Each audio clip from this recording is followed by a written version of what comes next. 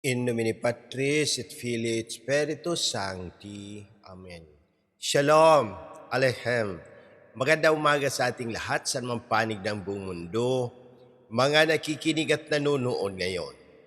Atin naman pakinggan ang mabuting balita ng Panginoon ayon kay San Lucas. Glory to you, Lord Jesus Christ.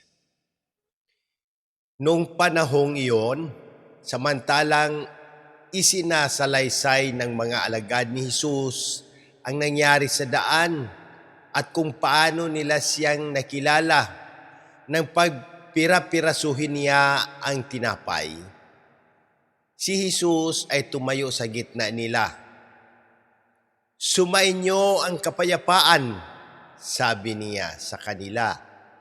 Ngunit nagulat sila at natakot sapagkat akala nila'y multo ang nasa harapan nila.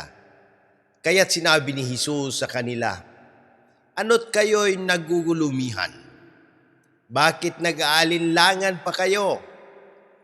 Tingnan ninyong aking kamay at paa. Ako nga ito.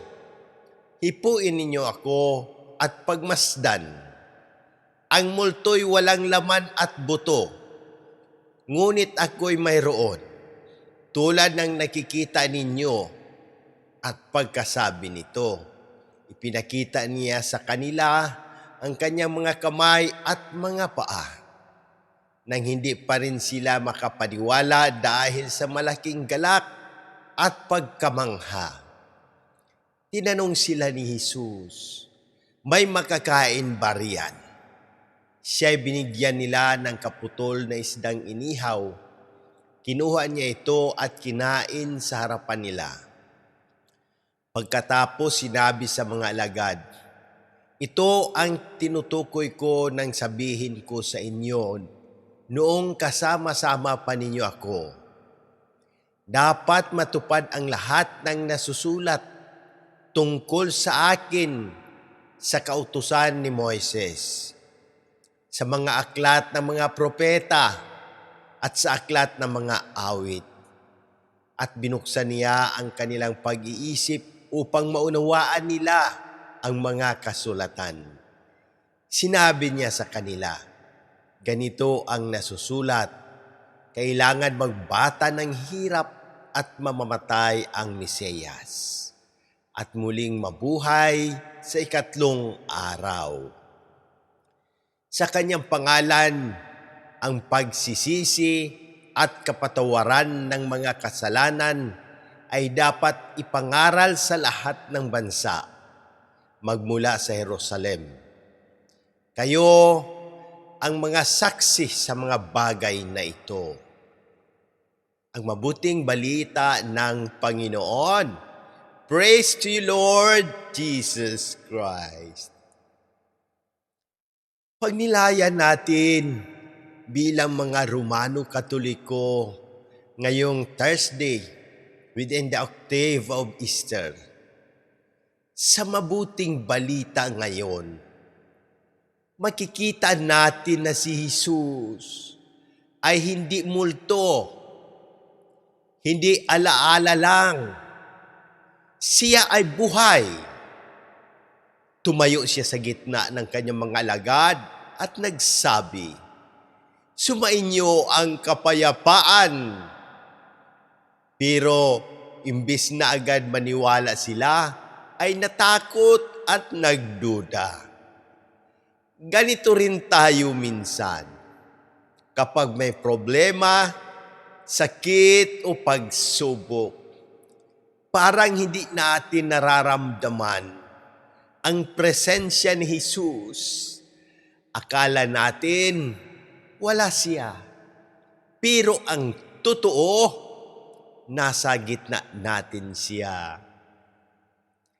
Kahit hindi natin agad makilala, pinakita ni Jesus ang kanyang mga sugat at kumain sa harapan nila para patunayan na siya ay tunay na nabuhay. Ibig sabihin, ang muling pagkabuhay ay hindi lang espiritual. Ito ay totoong buhay na may kapangyarihan na magbago ng ating buhay ngayon. Ang mensahe sa atin ngayon, una, huwag matakot at magduda. Kahit may problema, finansyal, health, family, sabihin natin, Lord, naniniwala ko. Tulungan mo ang aking pag-aalinlangan. Pangalawa, kilalanin si Kristo sa pang-araw-araw.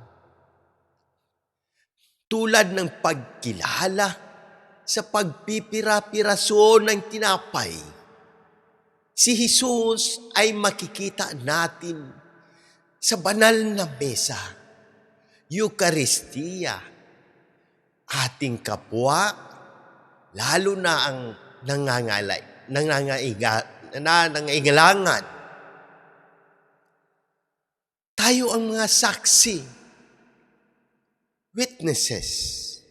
Hindi lang sapat na maniwala, dapat ipahayag ang kabutihan ng Diyos sa iba. Ang mga halimbawa mula sa Church Fathers, si San Agustin ng Hippo ay nagsabi, ang pananampalataya ay paniniwala sa hindi nakikita. Ang gantimpala nito ay makita ang pinaniniwalaan. Kahit hindi natin nakikita si Jesus, naniniwala tayo. At darating ang araw na makita natin siya ng ganap. Si Kristo mo naman ay nagturo na ang muling pagkabuhay ni Kristo ay patunay na ang kamatayan ay wala ng huling salita.